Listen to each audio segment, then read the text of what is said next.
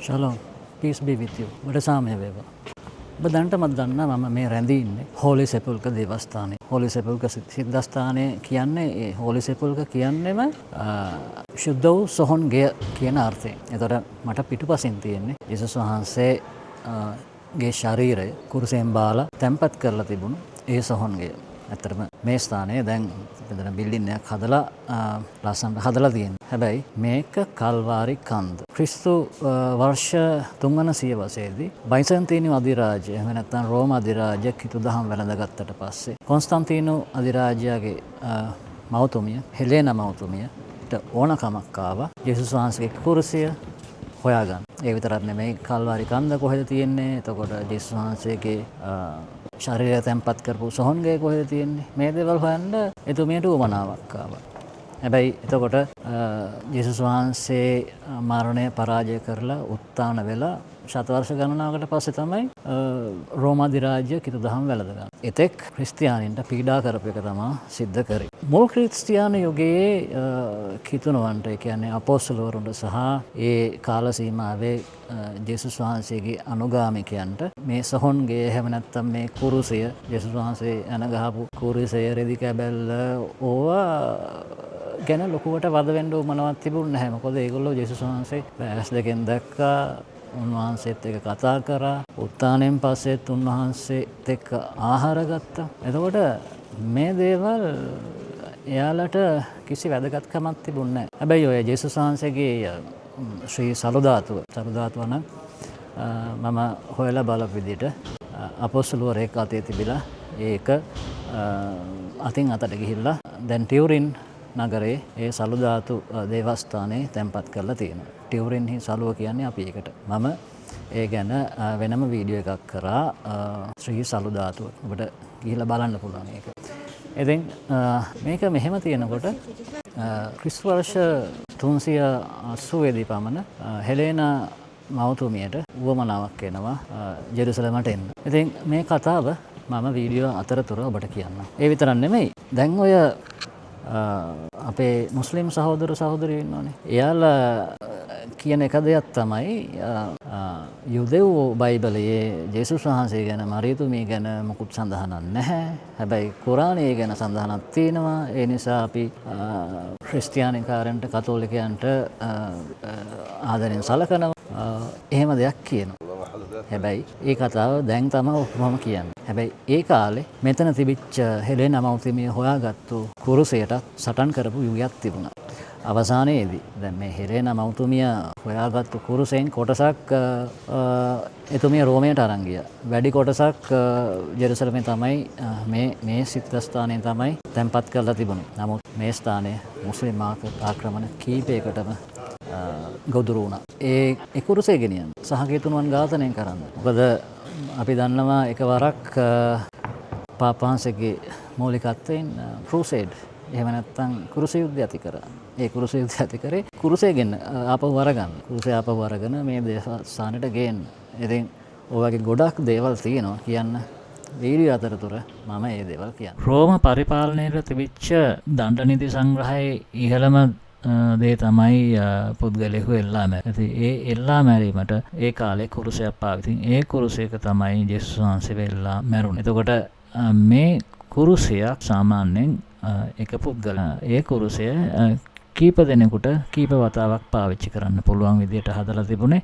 ඒ විතරක් නෙමෙයි ඒ කුරුසයක් ඉවත් කරන්නේ භාවිතෙන් ඉවත් කරන්නේ බොහෝ වෙලාවට කුරුසේ දි รา පත් වෙලා එහෙම නැත්නම් ඒක භාවිතයට ගන්න බැරි තත්ත්වයක් ආපුවම තමයි වෙනත් කුරුසයකට මාරු වෙන්නේ. ඉතින් සාමාන්‍යයෙන් කරන්නේ එක්කෝ දරට අයින් කරනවා එහෙම නැත්නම් විසික් කරලා දානවා. නමුත් මේ යේසුස් වහන්සේගේ කුරුසිය ප්‍රාතිහාර්යාත්මක ලෙස වලදමා තිබුණා කියලා තමයි සඳහන්. එතකොට ඒ නිසාම තමයි හෙලේනා මවතුමිය මේ ස්ථානයේ කැණීම් කටයුතු කරනකොට කුරුස 3ක් මේ කුරුස 3න් හරි කුරුසේ තෝරගත්ත බිෂොප්වරයා උදව් වෙනවා. එතනදී මරණාසන්න රෝගී කාන්තාවක් මේ කුරුස 3 ස්පර්ශ කරන්න සලස්සනවා. එතනදී තුන්වෙනි කුරුසයට අත තිබ්බම මේ කාන්තාව සුවපත් වෙනවා. අන්න එහෙම තමයි මේ යේසුස් වහන්සේව එනගැසුන් හොයාගනු ලැබුවේ. දැන් වසර කීපයක ඉඳලම මේ හෝලි සෙපුල්ක දේවස්ථානය අලුත් වැඩියා කටයුතු වලට ලක් වෙලා තියෙනවා. ඉතින් තාම වැඩ ඉවර නැහැ. ඉතින් යුද්ධ කාලයක් ඒ වගේම එහෙම නැත්නම් වසංගත තත්ත්වයක් ඇති වුණොත් ඉතින් මේ දේවස්ථානය මේ සිද්ධාස්ථානය ජනාශූන්‍ය වෙනවා. ජනාශූන්‍ය වුණාම තමයි මේ දේවල් කරගන්න පහසුවක් හම්බෙන්නේ. නැත්නම් සංචාරකයන් එන්න ගත්තම ඇත්තටම මේ වගේ අලුත් වැඩියා කටයුතු කරන්න බොහොම අමාරුයි. ශ්‍රී කුරුසය ගැන කතා කරනකොට ජෙරුසලමේ අවුරුදු 16 දී රජ වුණු බෝල්වින් රජතුමා ගැන කතා නොකර බෑ. ඉතින් චිත්‍රපටයකුත් නිෂ්පාදනය වෙලා තියෙනවා මේ බෝල්වින් රජතුමා ගැන. ඉතින් බෝල්වින් රජතුමා කුඩා කාලෙදිම පිය රජතුමා මිය යනවා. පිය රජතුමා මිය යනවත් එක්කම ජෙරුසලම් රාජධානිය, ඒ කියන්නේ කුරුස යුද්ධයෙන් පස්සේ ඇති කරපු රාජධානිය. ඒ කාලේ ඇති වෙච්ච ඒ රාජධානිය, ජෙරුසලම් රාජධානිය රජ වෙන අවුරුදු 16 දී. හැබැයි මේ රජතුමා කුඩා කාලෙදිම දරුණු රෝගයකට ගොදුරු වෙනවා. ඒ ලාදුරු රෝගයට ගොදුරු වෙනවා. ලාදුරු රෝගයට ගොදුරු වුණාට මේ රජතුමාට විශේෂ දක්ෂතා හැකියාවන් තිබුණා. ඒ නිසාම ඔහුව රජකමට පත් කරනවා. ඉතින් ඔහු සටන් කීපයක්ම මෙහෙවනවා රාජධානිය ආරක්ෂා කිරීමට සහ විශේෂයෙන්ම කුරුසය ආරක්ෂා කිරීමට. අවසානයේ රජතුමා මිය යනවා අවුරුදු 24 දී. අවුරුදු කීපයක් තමයි රජකම් කරන්න ලැබෙන්නේ. හැබැයි කිතුණුවන්ගේ ඒ කියන්නේ ජෙරුසලම් රාජධානිය සම්පූර්ණයෙන්ම කිතුණුවන් පරිපාලනය කරේ. ඔවුන් අතරම ඇති වුණු විවිධ හැලහැප්පීම් එහෙම නැත්නම් බෙදීම් නිසා රාජධානිය දුර්වල වෙනවා. ඉතින් රජතුමාගේ නයිට්වරු කීප දෙනෙක් උත්සාහ කරනවා රාජධානිය ආරක්ෂා කිරීමට. නමුත් පසු කාලයක ඒ බෙදීම් නිසාම රාජධානිය මුස්ලිම් ආක්‍රමණිකයන්ට, ඒ කියන්නේ සලාඩින් කියන ආක්‍රමණිකයට යටත් වෙනවා. කිතුණුවන් සමූහ වශයෙන් ඝාතනය කරනවා. විශේෂයෙන්ම දැන් ඔය කිතුණුවන් ඇවිල්ලා යුරෝපෙන් ආපු අය. එතකොට යුරෝපයේ මිනිස්සු තමයි ජෙරුසලම ආරක්ෂා කරගන්න සටන් කරේ. ඉතින් සලාඩින් විසින් සමූල ඝාතනයක් කළා කුරුසයත් අරගෙන යනවා. එතන මොයි කුරුසය අරගෙන ගිහිල්ලා දමස්කයට ගෙනියන්නේ. ඒ වෙනකොට හෙලේනා මෞතුමිය අරන් ගියපු කුරුසේ කොටසක් රෝමයේ තැන්පත් කරලා තිබුණා. නමුත් දමස්කයට ගෙනිච්ච කුරුසය ගැන අද වෙනතුරා තොරතුරක් නැහැ. ගෝල්වින් රජතුමා තමන්ගේ දරුණු කුෂ්ඨ රෝගී තත්ත්වය නිසාම රිදී වෙස්මුහුණක් පැලඳගෙන තමයි යුද්ධෙට ගියේ. ඔහු නිරතුරුවම කුරුසය අරගෙන ගියා. ඒ විතරක් නෙමේ යුද්ධයට යන්න ප්‍රථම තමන්ගේ අසිපත කුරුසය පාමුල තබලා ඔහු යාඥා කරා. දාවිත් රජතුමා යුද්ධයට යන අවස්ථාවේ ගිවිසුම් කරඩුවරගෙන ගියාසේම බෝල්වින් රජතුමත් ශ්‍රී කුරුසය රැගෙන ගියා. ඔහු ලෙඩ ඇඳේ සිටියට පවා යුද්ධයට ගිය අවස්ථාවල යුද්ධ ජයග්‍රහණය ලැබුවා. බෝල්වින් රජතුමාගේ ඇවෑමෙන් පසු ඇති වුණු යුද්ධයකදී කරුණ පරාජය කළා සුද්ධ කුරුසය රැගෙන දමස්කයට යනවා. ඔය සලාඩින් ඊජිප්තු ජාතිකයෙක්. එතකොට ජෙරුසලම් රාජධානිය එයා යටත් කරගන්න කලින් වටේම තිබිච්ච රටවල් අරාබි රටවල් ඔක්කොම යටත් කරගන්නවා. අධිරාජ්‍යයක් පිහිටවන්න. ජෝර්දානය, සිරියාව, ලෙබනනය මේ රටවල් ඔක්කොම මේ සලාදින් යටත් කරගෙන තමයි ජෙරුසලම් රාජධානිය යටත් කරගන්න එන්නේ. හැබැයි එතනදී මෙහෙම දෙයක් තියෙනවා. ඔබ දන්නවා ඔය ඉස්ලාම් භක්තිකයන් කොටස් දෙකක් තියෙනවා. සුන්නි සහ ෂියා කියලා. ඔය ඉරාන් ජාතිකයන් එහෙම ඉරාන් කියන්නේ පර්සියානු ජාතිකයන් නෙමෙයි. ඉරානයේ ඉන්න අයතුල්ලා රෙජීමේ අය ඒගොල්ලෝ ෂියා.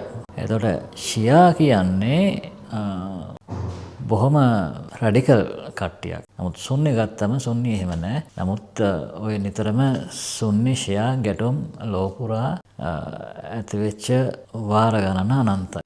එතකොට එහෙම වටපිටාවක මේ සලාඩින් මේ ඔක්කොම මුස්ලිම් ජාතිකයන් තමන්ගේ යටතට අරගෙන තමයි ජෙරුසලම ආක්‍රමණය කරන්නේ. ඒ කියන්නේ එක්සත් අරාබි ලීගයක් විදියට ඔක්කොම එකතු වෙලා ඇවිල්ලා තමයි ජෙරුසලම යටත් කරගත්තේ.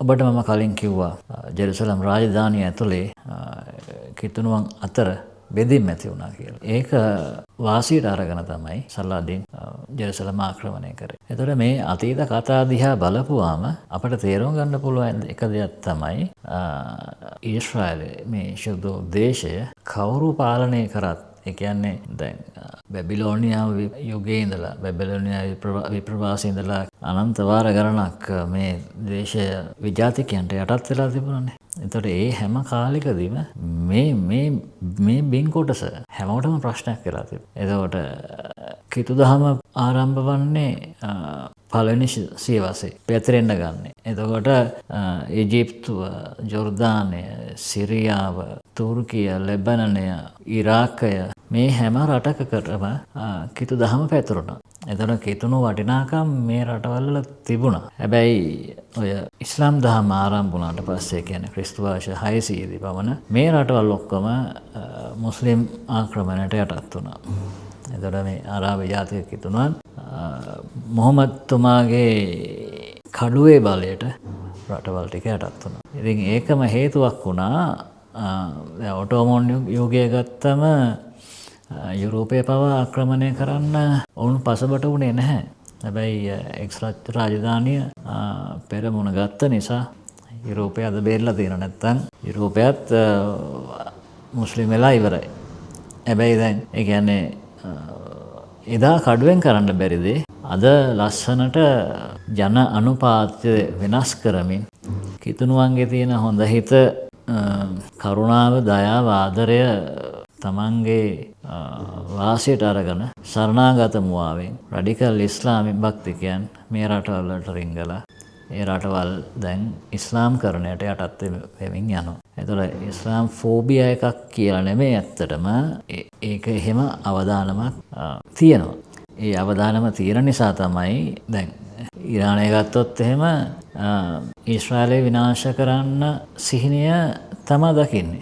එතන ඒ සිහිනය දකින නිසා තමයි එයාලා හමාස් හූති හිස්බුල්ලා ඔය හැමෝටම මුදල් ආධාර දෙමින් ආයුධ දෙමින් මේ ත්‍රස්තවාදී කණ්ඩායම නඩත්තු කරන්නේ. එතකොට ඒ අතීතයේ සිද්ධ වෙච්ච දේවල්ම නැවත මේ වර්තමානයේ සිද්ධ වෙනවා. ඉතින් ඕකට අපි ඒ කියන්නේ වද වෙලා තේරුමක් තියෙනවද කියන එක තමයි මට තියෙන ප්‍රශ්නේ. ඒ කියන්නේ කිතුණුවන්ගේ හරත් පද්ධතීන් ඔක්කොම අවභාවිතා කරලා මේ ඉස්ලාම් ප්‍රජාව උන්ගේ රටවල් හයිජැක් කරලා උන්ගේ රටවල් අසරණ කරලා තියෙනවා. දැන් ප්‍රංශය ගත්තොත්, ඉතාලිය ගත්තොත්, කැනඩාව මේ රටවල් ඔක්කොම බ්‍රිතාන්‍ය මේ රටවල් ඔක්කොම කිතුණු වටිනාකම් යට ගිහිල්ලා ඉස්ලාමයේ ඉස්මතු වෙලා තියෙනවා.